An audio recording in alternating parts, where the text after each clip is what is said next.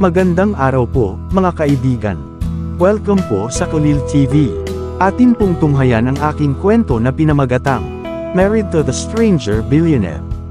Pero kung bago ka pa lang sa aking channel, paki-like po ng aking video, paki-click po ng subscribe button gayon din ang bell icon para lagi kayong updated sa mga paparating ko pang uploads.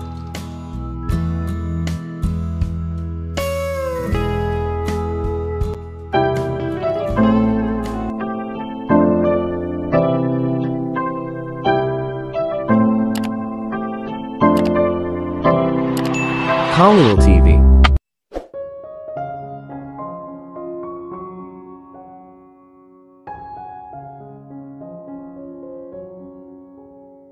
Umupo si Gabby sa malaking mansyon ng gabing iyon. Alam niya ang dahilan kung bakit dinala ni Carlos si Stephanie sa isang villa na hindi niya alam. Tinawagan niya ito ngunit hindi ito sumasagot. Pakiramdam ni Gabby ay busy siya ng mga oras na iyon kaya't hindi niya ito sinasagot. Huwag kang mag-abala pang tumawag. Nasa sala siya habang nasa phone niya habang humihigop ng isang baso ng red wine. Slow music play sa background, isa sa mga paborito niyang love songs. Ang tahimik ng bahay na wala si Stephanie at Carlos dito, parang nag-iisa. Sa totoo lang, ang pagkakaroon nila sa mansyon ay nagpasaya sa kanya. Hinihiling niyang bumalik na rin sa normal ang lahat. Magkakaanak na si Stephanie at mapupuno ng mga sanggol ang Thai house, at magiging maingay ito. Ngunit ngayon ay tila lahat ng kaligayahang iyon ay nagkaroon, naging malungkot. Sa huling pagkakataong nakausap niya si Carlos, nakita niya ang lungkot sa mga mata nito. Matigas lang ang ginagawa niya dahil kailangan niya. Umaasa si Gabby na hayaan na lang sila ni Jimmy. Habang iniisip niya ang lahat ay tumunog ang kanyang telepono at napabuntong hininga siya. Speak of the devil. Hindi niya pinansin ang tawag, ngunit patuloy na tumatawag ang tumatawag. Alam niyang ito ay isang tawag na hindi niya mapapansin kaya umupo siya at inangat ang telepono sa kanyang tenga. Ano? Ang una niyang sinabi. Nakikita ko na mayroong maraming seguridad sa mansyon, na nagtataka sa akin kung gaano kayo natakot. Mula sa kabilang linya ang boses ni Jimmy Billy na may kasamang sarkastikong tawa. Napabuntong hininga si Gabby, tiyak, matapos malaman kung ano ang pakay ni Jimmy sa paglapit sa kanya kaya gusto niya itong hampasin ng 10 beses sa mukha. Jimmy, kung bored ka, sabihin mo lang, walang interesadong laruin ang mga laro mo. Hindi Gabby, hindi ako naglalaro. Malamig ang boses ni Jimmy na ikinatuwa ni Gabby. Masaya na sa wakas ay inalis na niya ang walang kwentang tawa sa mukha nito. Alam kong wala na si Stephanie sa mansyon na yon, kinuha siya ni Carlos. Yeah sure, I told you, hindi mo matatalo ang kapatid ko. Tumayo si Gabby sa upuan na inuupuan niya at naglakad papunta sa balcony. Nakita niya ang mga lalaking nagbabantay sa kanya ng kapatid niya at sa bahay. Sobrang puyat sila. Ayaw niya nito, pero tinawagan ni Eric si Carlos at sinabihan siya kung gaano katigas ang ulo niya, at hindi niya kayang gawin ang trabahong mag-isa. Damn Eric. Iniwan para sa kanya, hindi siya natakot at lahat ng bagay na ito sa seguridad ay hindi mahalaga. Para sa kanya ay nag-ookupa lamang sila ng espasyo at maingay, mabuti naman ay pumayag ang kanyang kapatid na si Eric lang ang kasama niya at hindi siya pinagkaitan ng mga galaw. Nasaan siya? Galit na tanong ni Jimmy. Medyo natawa si Gabby, hindi naman magiging boring ang gabi niya. Bakit hindi mo alamin, magaling ka sa ganyan, samantalang, sigurado ako na isinasantabi mo na ang iyong mga plano. Sa kasamaang palad, hindi ito mangyayari tulad ng iyong pinlano, maaari kitang i-refer sa isang shaman kung gusto mo. Panunuya niyang sabi. Sabi ko sa'yo Gabby, hindi na ako naglalaro, para sa akin nagsimula pa lang ang totoong saya. Ang salitang sinabi lang ni Jimmy ay napahawak si Gabby sa kanyang damit. Iniisip niya kung ano ang iniisip o pinaplano nitong gawin, alam niyang hindi ito magiging maganda. Jimmy, hindi ka man lang mahal ni Stephanie, hindi mo ba siya kayang bitawan? Pumalakhak si Jimmy. Sinabi ko na sa iyo noon, sa club to be precise, kung ano ang mahal mo, hindi mo ba nibitawan? Akin siya, pagmamay-ari ko siya. Tumigil ka nga sa mga kalokohang salita mo. Asar na ngayon si Gabby habang nagtaas ng boses. Si Stephanie ay isang babae at hindi isang pag-aari, hindi siya bagay, siya ay isang tao. Paano mo masasabing mahal mo siya kung akala mo'y pag-aari lang siya?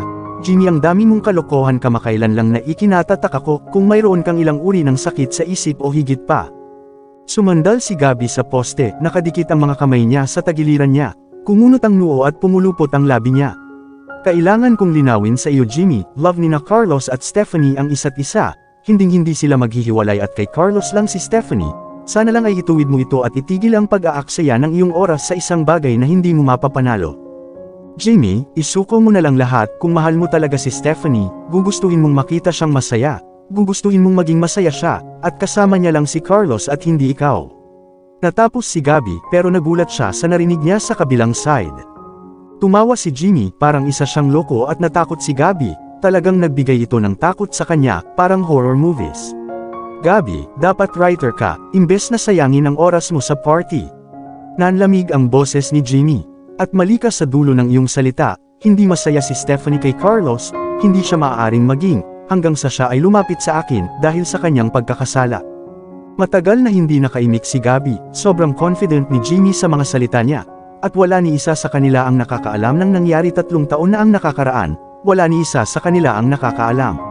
Kaya Gabby, hindi ko mapigilan, hindi pagkatapos ng pangako niya sa akin, isa pa Gabby, hindi maitatago sa akin ni Stephanie, akin na siya. With that Jimmy hung up at niyakap ni Gabby ang sarili.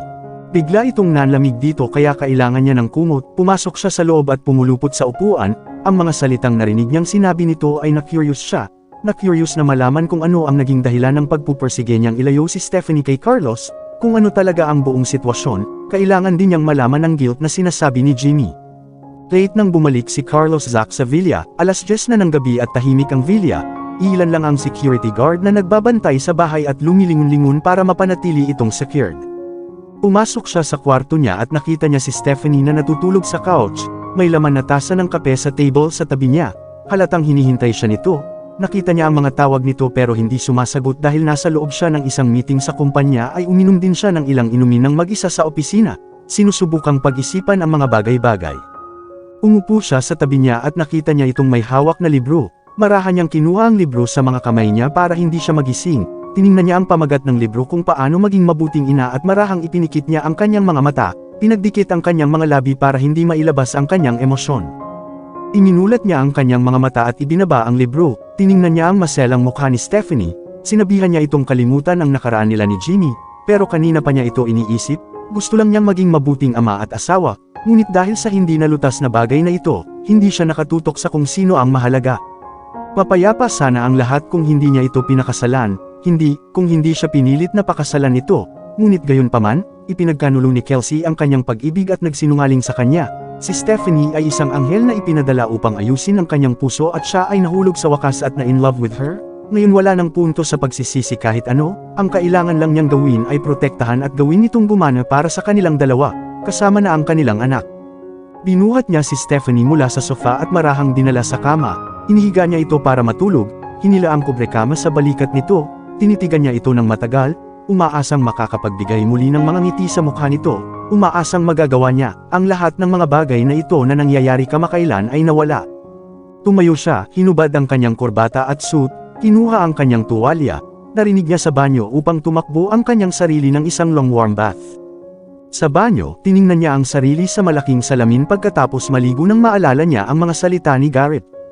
Carlos, dinaig ng pag-ibig ang lahat ng bagay, kailangan mo lang maging kalmado, sana magtagal kayo ni Stephanie tungkol sa lahat ng ito, kahit anong ayaw mong malaman, kailangan mo pa ring malaman. Umikit si Carlos, kumapit ang mga kamay sa bathtub, alam niyang kailangan niyang ihanda ang sarili para marinig ito.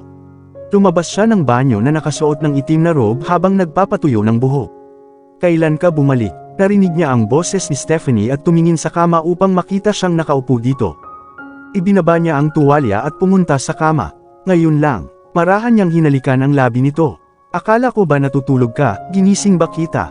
Alam niyang naging maingat siya para hindi siya magising. Narinig ko ang tunog ng pinto ng banyo. Mahinang sabi ni Stephanie habang nakatitig sa mukha nito. Bakit ka na late? Tanong niya. May ginagawa ako sa opisina. Umupo siya sa kama na nakaharap sa kanya. Sorry, pinaghintay kita.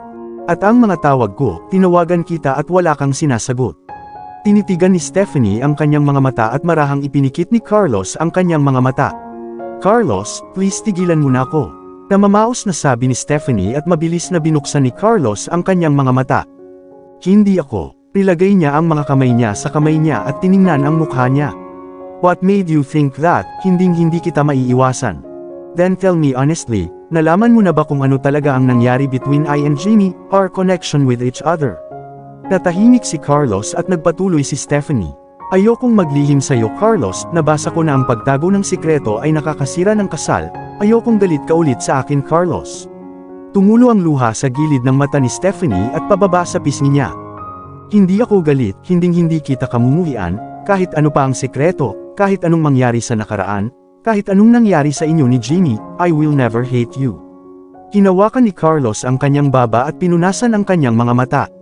Paano kung mahigpit na hinawakan ni Stephanie ang kubrekama habang namumuo ang mga luha sa kanyang mga mata? Carlos, umuso siya, will you still love me? Nanginginig ang mga labi niya at umaagos ang maiinit na luha sa pisngi niya. Mamahalin mo pa ba ako kung sinabi kong nakapatay ako ng tao? Natahimik si Carlos habang nanginginig ang kamay na nasa baba ni Stephanie. Tumingala siya kay Stephanie na nanlalabo na ang mga mata sa kakaiyak at wala na siyang mahanap na sasabihin. Gulat na gulat siya sa sinabi nito. Umatay ka, ng tao. Ibinagsak niya ang kamay sa kama. 3 taon na ang nakalipas. Bumaba si Stephanie sa bus na dala-dala ang mga bagahe, naka-sunglasses, nakasuot siya ng magandang yellow dress, ang buhok ay humahampas sa likod at balikat dahil sa simoy ng hanging umihip. Sa tuwing magsusuot siya ng yellow dress, ito ay palaging nagpapahiwatig na siya ay masaya. Ngayon ay walang pinagkaiba dahil nagkaroon siya ng ganoon kagandang ngiti sa kanyang mga labi, lagi siyang walang pakialam. Kagagaling lang niya sa California, pagkatapos ng graduation, sinabi niya sa kanyang mga magulang na kailangan niyang mag-explore sa loob ng 1 taon, sa wakas ay nakabalik na siya at pupuntahan niya ang kanyang mga magulang. Wow! Bulalas niya habang lumilingon sa paligid, sinabihan niya silang lahat na huwag pumunta sa airport para sunduin siya, samantalang late na siya pagdating niya. She don't really love the written welcome note and so, she just love her space, dagdag pa, sinabihan niya ang kanyang ina na maghanda ng masarap na hapunan sa halip. Nagring agad ang phone niya na tatawid na siya sa malaking crossroad, huminto siya at hinanap ang bag niya, nilabas niya ang phone niya at napangiti nang makita ang caller ID. Hello pinsan, tumawag siya. Hey, huwag kang ang sumigaw ng malakas, baka masira ang eardrum ko. Sabi ni Nick sa kanya at sumimangot si Stephanie, damn it. Ang kanyang pinsan, si Nick ay palaging sinusubukang patayin ang kanyang masayang kalooban. Excited lang akong bumalik yun lang. She tried to ignore him, dahil kilala niya si Nick noon pa man, alam niyang ganito ang klase ng tao ng pinsan niya. So, sa wakas nakabalik ka mula sa paglayas, hindi ka na dapat excited na bumalik, walang nagpaalis sa iyo. Nagpasya kang mag-explore at umalis ng mag-isa, kaya huwag kang maglakas loob na sabihin na excited ka. Sabi ni Nick sa kanya mula sa kabilang linya. Inilibot ni Stephanie ang kanyang mga mata. Sa halip na sabihin ang lahat ng mga salitang ito, sabihin mo lang na namiss mo ang presensya ko, dahil 1 taon na akong wala. Miss you my butt, hindi kita nami-miss, kung may paraan para pabalikin ka, malugod kong gagawin yon. Honestly, you are a real pain in my ass, Nick please wag mong sirain ang mood ko sa mga nakakainis mong salita, I'm hung up kung wala ka ng mas magandang sasabihin. Tumingin siya sa traffic light, kung hindi siya tatawid ay baka maghintay pa siya ng matagal. Hey Stephanie, umuwi ka na, hinihintay ka naming lahat sa family house mo, ang mami mo ang naghahanda ng paborito mong maanghang na pagkain, yun lang ang gusto kong sabihin sa'yo, bye. Whatever. Ibinaba ni Stephanie ang telepono at hinawakan ang kanyang bagahe at nagmamadaling naglakad para tumawid sa kalsada, malapit nang magberde ang ilaw ng trapiko, nakakapanabik ang pag-iisip na umuwi at kumain muli ng maanghang na pagkain ng kanyang ina. Kailangan lang niyang tumawid ng kalsada at sumakay ng bus at pagkatapos ay bumalik sa bahay, ilang minuto lang malapit na siya sa bahay, sa wakas ay kailangan niyang makita si Tanner, ang kanyang ama at ang kanyang ina at higit sa lahat si Allison, 1 taon na ang layo ginawa siyang may sakit sa bahay. Tumatakbo siya sa crossroad at natanggal ang buckle ng kanyang bagahe at nahulog ang mga gamit niya. Napansin niya ito at mabilis siyang yumuko para kunin ito at tumakbo bago muling umandar ang mga sasakyan. Habang nakayuko siya ay narinig niya ang malakas na busina ng isang truck, tumingala siya sa ilaw ng trapiko na naging berde, at ang kanyang mga mata ay lumiko sa kaliwa sa malaking truck na humaharurot at pagkatapos ay tumingin siya sa likod niya may nakasakay ding pulang kotse malapit sa kanya. She steals. Upang maiwasang matamaan si Stephanie, kailangan niyang lumabas sa linya nito at bumangga sa humaharurot na truck at ang kotse ay bumaliktad at huminto at hinawakan ni Stephanie ang kanyang kamay sa kanyang bibig. Napaupo siya sa kalsada habang nakatingin sa aksidenteng nangyari, huminto ang ibang sasakyan sa likuran, bumababa ang mga tao sa sasakyan papunta sa pinangyarihan, hindi siya makagalaw, hindi niya marinig ang malakas na ingay mula sa mga tao, lahat ng mata nila ay nakatingin sa dalaga na nakabaliktad sa sasakyan.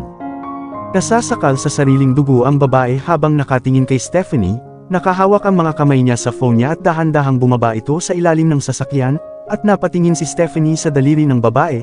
Nakasuot siya ng singsing, hindi naman common ring, nakasuot siya ng engagement ring.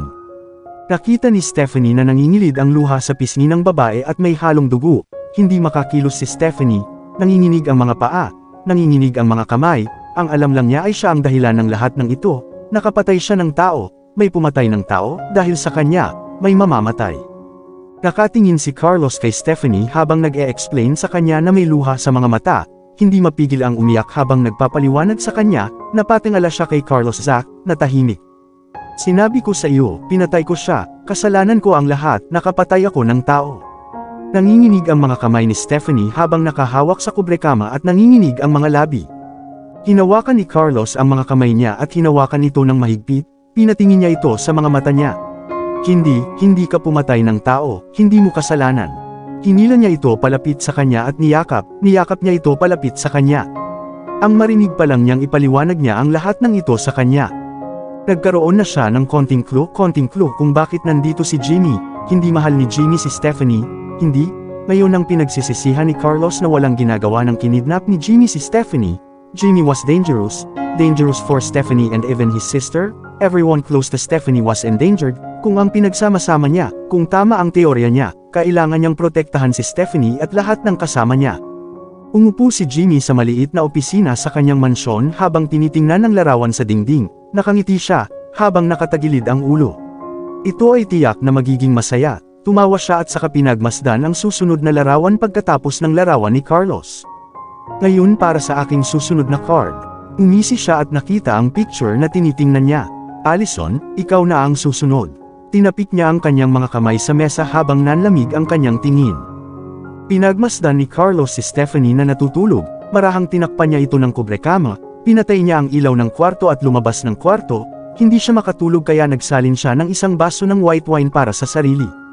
Lahat ng narinig niya ay nagpabigat sa kanyang puso, dahan-dahan niyang hinigop ang kanyang alak, habang naaalala niya ang iba pa niyang kwento sa kanya ni Stephanie.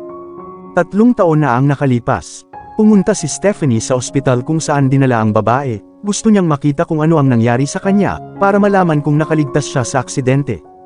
Nang makarating doon si Stephanie na nanginginig ang mga tuhod ay doon niya nakita ang isang binata na palakad-lakad sa paligid, habang inooperahan nila ang babae. Lumapit si Stephanie at isinandal ang likod sa dingding, napuno ng luha at takot ang mga mata, abala pa rin ang isip sa aksidente, mukha ng babae, mga mata ng babae na nakatitig sa kanya habang nasasakal ng dugo.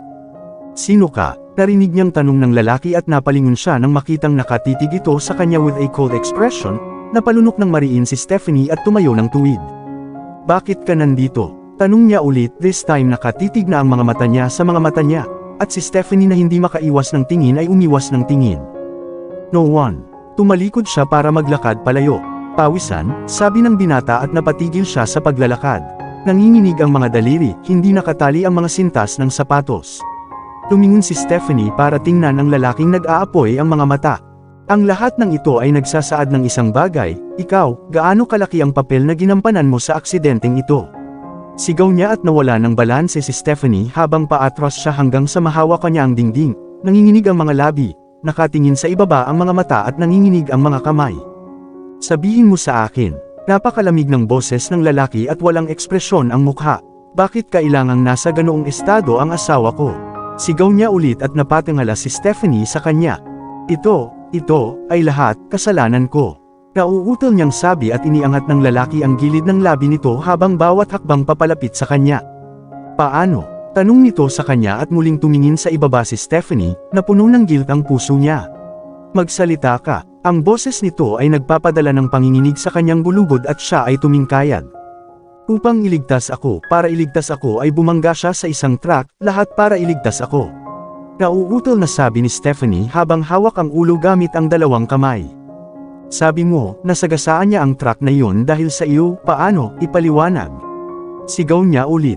Nagkataon na sinabi sa kanya ni Stephanie kung paano ito nangyari, tumingin siya sa lalaki na nagsimulang tumawa ngunit may luha sa kanyang mga mata, hindi niya maintindihan kung bakit ito tumatawa, ngunit ito ay isang nakakatakot na tawa. Bumaba ang tingin nito sa kanya at naging malamig ang ekspresyon nito.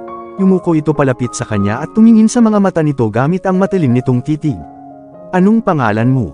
Pinagdikit ni Stephanie ang kanyang mga labi, natakot siya sa lalaking ito sa kanyang harapan, inalis sa kung ano ang gagawin ito sa kanya, natatakot, dahil hindi pa siya nakakakilala ng isang lalaki na tumatawa kapag lumuluha o nasasaktan, ang pinakamasama sa lahat ay hindi niya mabasa ang ekspresyon nito. Kung hindi mo sasabihin sa akin, sasabihin ko sa iyo ang akin. Itinaas niya ang baba niya gamit ang dulo ng daliri niya. Ang pangalan ko ay Jimmy Billy. Ramdam ni Stephanie ang panginginig na nagmumula sa kanyang mukha habang patuloy siya.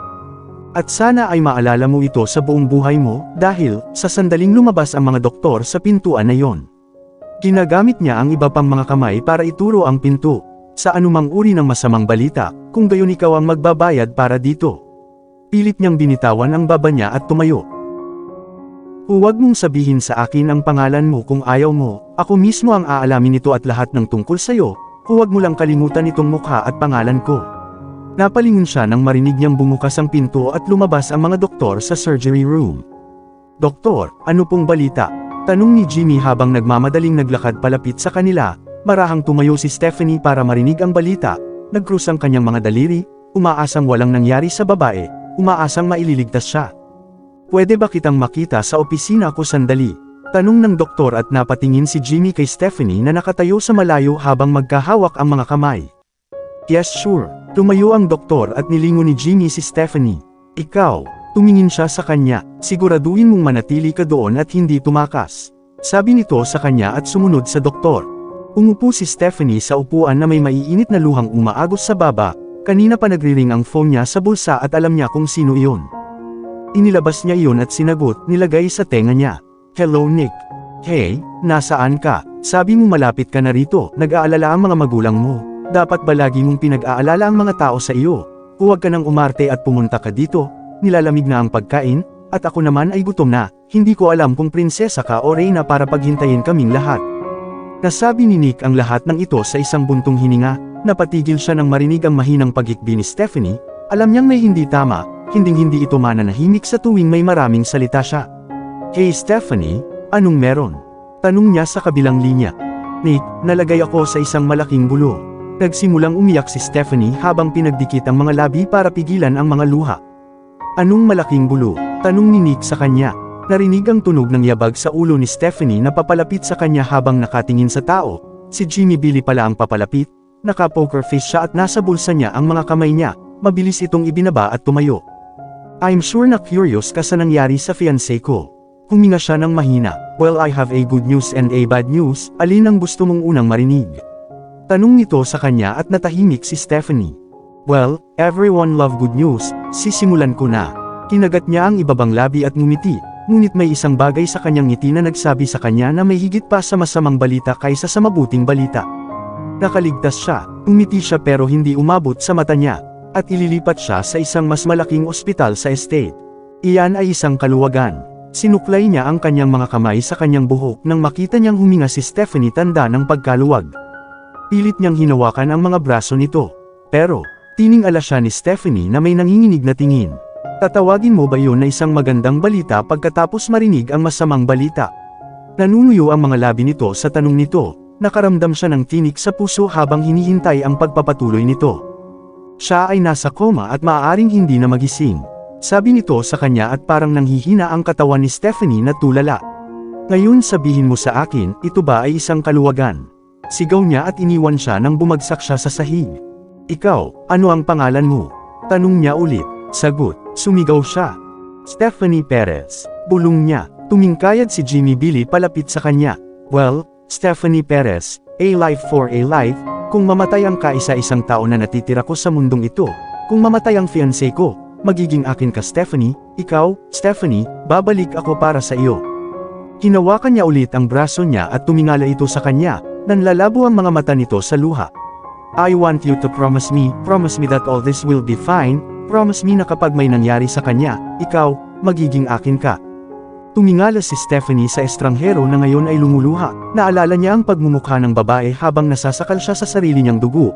Naalala niya ang singsing na nasa daliri niya at ngayon niya napagtanto na siya lang pala ang taong meron si Jimmy. Ano pa ang masasabi niya? Ipangako mo sa akin, pasigaw niyang sabi ulit. Ipinapangako ko. Si Carlos ay nakatayo sa tabi ng French window sa kanyang opisina sa villa na may hawak na isang baso ng whiskey, 3 na ng umaga ngunit hindi pa siya natutulog. Siya ay iniisip kung ano ang susunod na gagawin. Hindi ito ganap na kasalanan ni Stephanie, ngunit siya ang sinisi at ngayon ay nakaramdam siya ng pagkakasala. Hinaplos niya ang kamay sa noo niya. Paano niya ito titigilan sa pag-iisip ng ganoon? Paano niya itutuon ang atensyon nito sa sanggol at hindi kay Jimmy? Humigop siya ng inumin, iniisip niya kung ano ang sasabihin sa kanya ni Gabby kung nandito siya. Inilapag ni Carlos ang baso at nagsimulang magpalakad-lakad sa paligid ng opisina. Maaring makatulong ito sa pag-iisip niya ng kung ano-ano. Ang pagsira sa kumpanya ni Jimmy ay hindi tamang gawin. Ang pagpunta sa ganoong haba ay hindi ang tamang bagay pagkatapos niyang mawala ang itinuring niyang pamilya. Sa pag-iisip na ito ay huminto si Carlos at lumingon sa paligid na nakatingin sa kanyang mesa at sa lampstand na nakasandal dito. Ngayon ay alam na niya ang gagawin. Sinabi sa kanya ni Stephanie na bumalik si Jimmy para sa kanya, at sa pagbabalik, ibig sabihin ay patay na ang kanyang kasintahan. Sinabi rin sa kanya ni Jimmy na ang babae ay ang kanyang pamilya lamang. Lumapit si Carlos sa desk, kinuha niya ang phone niya at dinayal ang numero ni Garrett. "Hello Garrett." "Carlos, alam mo ba kung anong oras na?" Sabi ni Garrett sa paus na boses, baka kakagising lang sa tunog ng ring ng phone niya. "Gusto kong tingnan mo ang isang bagay para sa akin." Bumaba na sabi ni Carlos at binuksan ang kanyang desk drawer, naglabas ng isang file. "Ano ito?" tanong ni Garrett sa kabilang linya. Tiningnan ni Carlos ang file na minsang binigay sa kanya ni Garrett. "Jimmy Billy." Itinaas niya ang file sa mukha niya para tingnan ito ng malapitan. "Gusto kong tingnan mo ang mga miyembro ng kanyang pamilya para sa akin. Gusto kong malaman ang lahat tungkol sa kung sino ang kanyang nakarelasyon at kung buhay pa ba ang kanyang mga magulang." "Carlos, ito ba ay?" "Oo, maaring ito ay isang pahiwatig Garrett, upang malutas ang lahat ng ito at tapusin ang lahat ng ito ng isang beses at para sa lahat ng hindi nakakasakit ng sinuman." Inilapag ni Carlos ang file sa mesa. "Sige, at saka, kailangan ko na ilabas mo ang pangalan ng fiancé ni Jimmy Billy. 3 taon na ang nakakaraan." "May fiancé na siya." Nagulat si Garrett. Tumayo si Carlos sa kanyang upuan at naglakad papunta sa French window. "Oo, meron siya. Sinabi na sa akin ni Stephanie ang lahat. Gawin mo lang ang pinapagawa ko, please." "Sige." Alam na alam ni Garrett na huwag nang magtanong pa. Hindi ito ang tamang oras, at ipapaalam sa kanila ni Carlos kung kailangan nila. "Dapat matulog ka na rin." "Gagawin ko." With that, Carlos disconnected, ipinikit niya ang mga mata niya, hawak ng kabilang kamay niya ang pagitan ng noo niya. Paano niya tatapusin ang lahat ng ito? Marahan siyang bumuntong hininga at iminulat ang mga mata. Pagkatapos ay lumabas siya ng opisina at bumalik sa silid. Pagdating niya doon ay nakita niya si Stephanie na nahihirapan sa pagtulog at tumakbo ito papunta sa kanya. Pinagpapawisan siya at nakakunot ang noo at patuloy na bumubulong sa hindi niya maintindihan. "Stephanie." Tinawag niya ang pangalan niya at hinawakan ang mga kamay niya. Siya ay nasusunog at naluluha na rin. "Stephanie." Tumayo siya para tumawag ng doktor. "Carlos." Narinig niya ang pangalan niya at napatigil. Lumingon siya at tumingin kay Stephanie na nakapikit pa rin. "Carlos." "Yes, nandito ako Stephanie, dito mismo." Umupo siya sa tabi ng kama niya at hinawakan muli ang mga kamay niya. "Nandito lang ako." Ginamit niya ang kamay niya para suklayin ng marahan ang buhok niya at kumalma siya. Itinaas niya ang kamay niya sa labi niya at hinalikan iyon habang namumuo ang lungkot sa mga mata niya. Mas masakit ang makita siyang ganito. Napapikit siya, nakataas pa rin ang kamay niya sa labi niya. "Nandito lang ako." At dito na po, nagtatapos ang part 36 ng ating kwento. Sabay-sabay po nating abangan ang susunod na kabanata. Paki-support rin po ng mga kwentong pag-ibig ni Lucas Khalil TV, ang aming munting channel. Shoutout po sa ating mga kaibigan na sina Zenaida Porter of Australia, Nora Abdulkadir of Bahrain, Harna Baduli, Marian Suson of California, Jacqueline Pascual, Talon 21 of Hong Kong, Nitz Reyes of Kuwait, Rosalie Sison and husband Edgardo Sison of Angeles, Pampanga, Rex Roy, Blessy Abetria, Vladimir Casimo, Luisita de la Cruz of Saudi Arabia, Marizel Varona, Femalig Onlina, Nenita Osada of Japan, Rosalina Vera, Jennifer Bilo, Tin Yu2, Rona Villalobos, Veronica Sagde of Kuwait, Karen May Plato of Hong Kong, Darwina Basil, Jomelan Angelical, Juliet Caday, Hilda Brina, Arceli Alvaro, Christine Cotivo, Ruth Barlaan of Hong Kong, Cristina Kinashita, Gemma Valmonte, Joni Marquez, Josephine Bautista, Alma Shaano Padsuyan of Hong Kong, Ronda Carrion,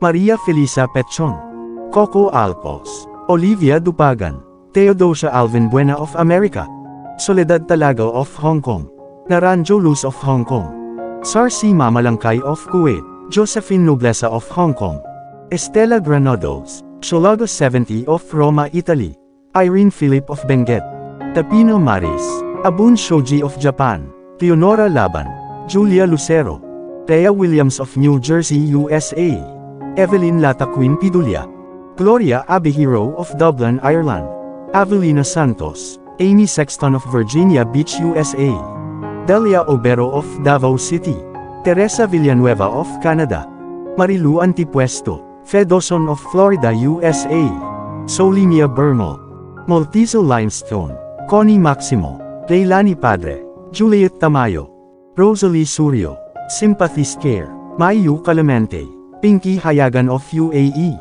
Gemma Cubilia Geraldo, Alma Estores, Suzette Oikawa, Simpatica of Singapore, Rhea Miro of Taif, Saudi Arabia, Teresita Arevalo of Victoria, Tarlac, Rolando C. Tiong, Maria Shulaine C. Tiong, Flor Balbuena, Michael Pastrana, Rowena Toda, Cecilia Corrales, Mai Canilio of Tabuk, Saudi Arabia, Putri Bungso of Saudi Arabia, Maria Luz Bahandi Dress, Lorete P. Escobal, Jocelyn Aligado, Virginia Perez, Ainer Genzo, Annabella Pathi, Enday Libra of Athens, Greece, Blasilda Flores, Mother Lab of Hong Kong, Malu Pineda, Daya Darimbang, Janas de Leon Taste, Cedric Macabinlar Volmoria, Luz Tua of Israel, Sunida Abo, Wilma Estrada of United Arab Emirates, Pinky Austria, Cecil Corrales of Caloocan East, Sweet Roses of Hong Kong, Jennifer Mauricio of Singapore, Victoria Sanu Mandel of Jeddah, Saudi Arabia,